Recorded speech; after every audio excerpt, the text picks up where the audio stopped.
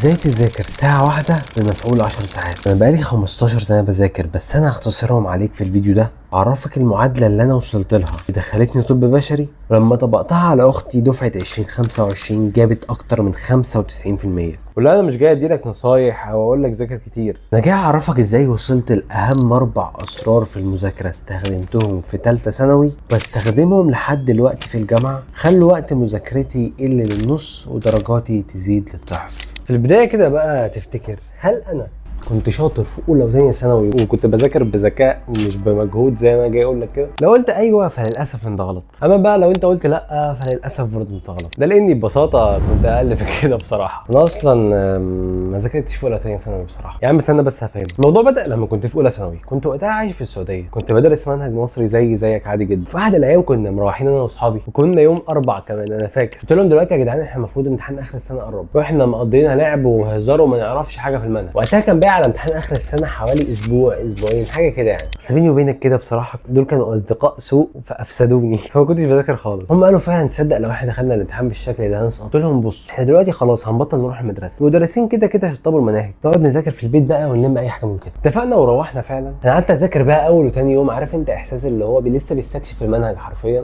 بقيت مرعوب وخايف، احنا ازاي هنمتحن بعد اسبوعين على الكلام ده؟ قلت يا رب الحقني، انا مش عارف اعمل ايه. في الوقت ده تحديدا كانت كورونا بدات تظهر شويه في السعوديه، بس ما كنتش متوقع ان في نفس الاسبوع اللي انا دعيت فيه الدعوه دي تبدا تحصل اجراءات التباعد بقى في السعوديه، وما ينفعش تروحوا المدارس وما ينفعش تتحركوا اصلا في الشوارع عادي، لدرجه انهم يقرروا ان هم ياجلوا الامتحانات اسبوعين كاملين. قلت بس كويس اذاكر انا فيهم بقى. يومين بعدهم الاقي اعداد الكورونا بتزيد، لحد ما طلع قرار ان الطلبه تكتب بحث وتسلمه للسفاره، وكده شكرا انت نجحت. اما بقى بالنسبه لسنه ثانيه ثانوي كنت موف ان بصراحه نفسيه يا عم الحاج ما كانتش جايباني خالص. اليوم جيت ابدا في الاخر برضو نفس الزنقه بتاعت السنه الاولى ثانوي، قام نازل قرار ممنوع تجمع الطلبه، واهلا وسهلا الامتحان بقى السنه دي اونلاين من بيتك. بس بصراحه ما اعرفش هم نقصوني درجتين في السنه دي ليه. انا كنت ناقل كل حاجه بالنص من الكتاب، الاسئله المباشره يعني، اما الاسئله مش مباشره فبصراحه كان في مدرسين بيحلوا لنا على الجروبات كده يعني، بيقولوا ان هي مساعده لوجه الله. مش عارف بقى دي حرام ولا حلال ولا ايه. ما حدش كان بيذاكر السنه دي بصراحه. نجحت في اولى وثانيه ثانوي من غير ما اذاكر، لكن المشكله بدات لما دخلت ثالثه ثانوي. وقتها انا بادئ مذاكره من اول السنه اهو، بس اجي ادخل على الامتحانات بتاعه الدروس، ايه ده؟ درجات دي ولا اجره ميكروباص ولا ايه؟ ازاي اجيب 12 من 30 في الكيمياء يعني؟ مش فاهم. اهلي بقى لما دخلت عليهم اول شهر بالدرجات دي قالوا لي بص يا زياد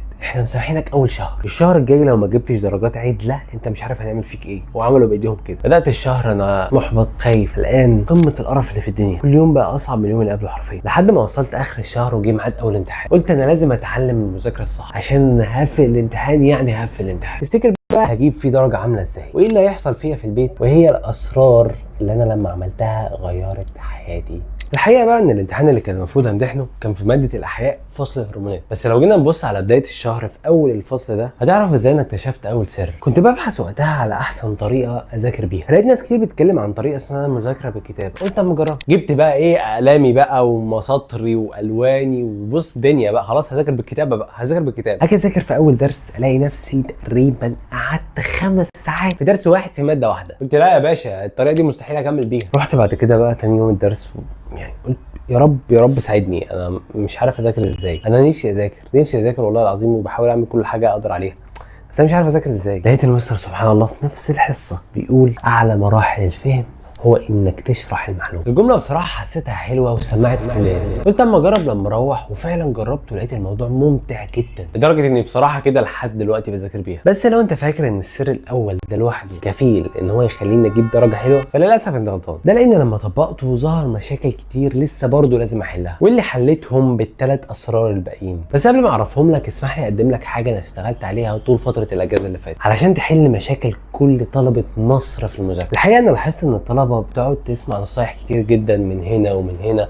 وفي الاخر بتلاقي نفسها اتشتتت. ده غير ان للاسف الطالب بيقعد يجرب ويحاول ويشوف طرق ويسيب طرق، ويفضل في الدايره دي كلها لحد ما يلاقي نفسه خلاص دخل على الامتحان اخر السنه. انا عرفته بعد ما اتعاملت مع اكتر من 250 طالب من دفعه 2025 كنت بطبق عليهم نظام المذاكره اللي انا عملته وجبت بيه مجموعه، والنتائج بصراحه كانت مبهره جدا. مثلا اختي الحمد لله بفضل الله جابت 96%، وطالب تاني زي لؤي تابعت معاه اخر شهرين بس كان ناوي ان هو مش هيدخل امتحان وهيأجل اصلا، بس بفضل الله جاب اكتر من 91%. بس انا ما بقاش عندي وقت للاسف اني اتابع مع اي حد، علشان كده قررت اجمع كل المعلومات اللي انا اعرفها في كورس واحد بس اسمه معادله التحول من ميح لدحيح. بشرح في الفيديوهات بتاعته تعمل ايه خطوه بخطوه عشان توصل لنفس النتائج دي. واحد هيجي يقول لي طب انا ممكن اسمع اي نصيحه مجانيه؟ اقول لك طب انت بقالك كتير جدا بتسمع نصايح مجانيه، هل انت شايف ان مستواك اتطور؟ ده لان ببساطه النصايح المجانيه هي بتحل مشاكل معينه، واقول لك بصراحه دي مش مجرد نصايح، دي معادله لو طبقتها على اي طالب بفضل الله اول ما يلتزم بيها هيوصل لنفس النتائج بتاعت كل الطلبه اللي قبله. فعلى سبيل المثال انا مثلا لما كنت ببدا في اليوتيوب كنت بسمع فيديوهات مجانيه، بس للاسف فيديوهاتي كانت وحشه جدا ومحدش بيتفرج عليها، لكن بفضل الله اولا ثم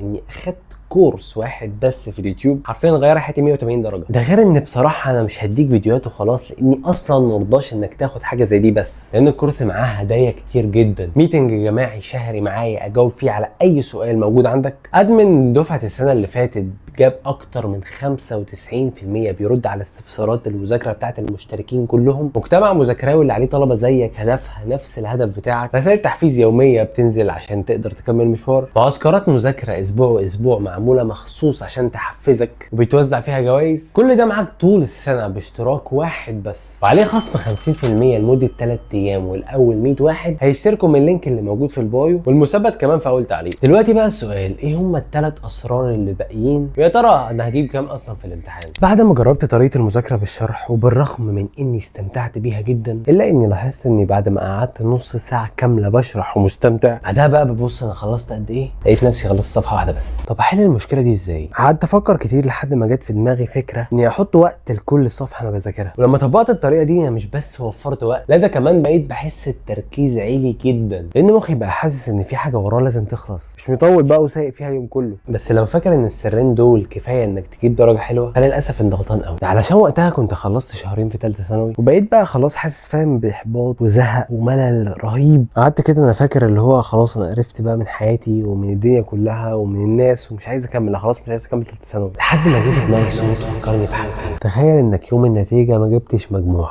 احساسك هيبقى ايه ساعتها؟ اهو احساسي ده بقى السبب فيه هيكون اللحظه اللي انا فيها دي اللي انا مش عايز اذاكر فيها، بس ده لوحده مش كفايه، لازم تحفز نفسك بحاجه تكون قريبه كمان. فانا حفزت نفسي كمان ان عايز اقفل واجي اقول لماما انا قفلت الامتحان، وفعلا اتشحنت وفضلت اذاكر انا لازم اقفل الامتحان ده. بدات اطبق طريقه الشرح زي ما كنت بذاكر بيها، وبعدها بدات امسك كتاب ابيض ما حلتش فيه كلمه، خلصت الفصل بتاع الهرمونات كله وحل فيه. بعدها بقى عملت السر الرابع، بس علشان تفهموا عايزك تنط معايا كده للحصه اللي بيتوزع فيها درجات الامتحان. انا امتحنت خلاص، يعني حصه المفروض درجات الامتحان بتتوزع، مس ماسكه الورقه كده بتقول زياد السيد، فانا قاعد بقى ايوه مس 59 من 60. انا فرحت بصراحه بس برضه كنت عايز اقفل، فرحت باصص على السؤال اللي انا غلطت فيه، الله ايه ده انا اجابتي صح. رحت قلت للمستر، قال لي طب بص استنى احنا دلوقتي هنحل الامتحان في الحصه وبقى اشوف ساعتها. ففعلا استنيت المستر يحل معانا، والسؤال ده تقريبا كان اخر سؤال في الامتحان على ما اتذكر، اما المستر هو بيحله جاوب الاجابه اللي موجوده في النموذج بتاعه. انا بقى رحت واقف واقنعته في وسط المجموعه بالاجابه بتاعتي، واقتنع الحمد لله وعرف ان هي الصح وان هو كان حاجه غلط. بقيت انا الوحيد بفضل الله اللي جايب في المجموعه اللي فيها اكتر من 150 واحد، انا الوحيد اللي جبت 60 من 60. عارف بقى بسبب ايه بعد ربنا؟ اني ما كنتش متوتر وانا بمتحن، ده بسبب اني نفذت السر الرابع، هو اني كنت بحل امتحان في البيت قبل ما اروح امتحن في السنتر، واظبط لنفسي وقت هيكون اقل من الوقت اللي انا همتحن فيه في السنتر. يعني لو همتحن في السنتر ساعه هظبط لنفسي في البيت 45 دقيقه بس. بعدها بقى بنيت روتين لما مشيت عليه وصلني لحلمي، هتلاقيه في الفيديو اللي هيظهر قدامك على الشاشه. اشوفك الحلقه الجايه، سلام.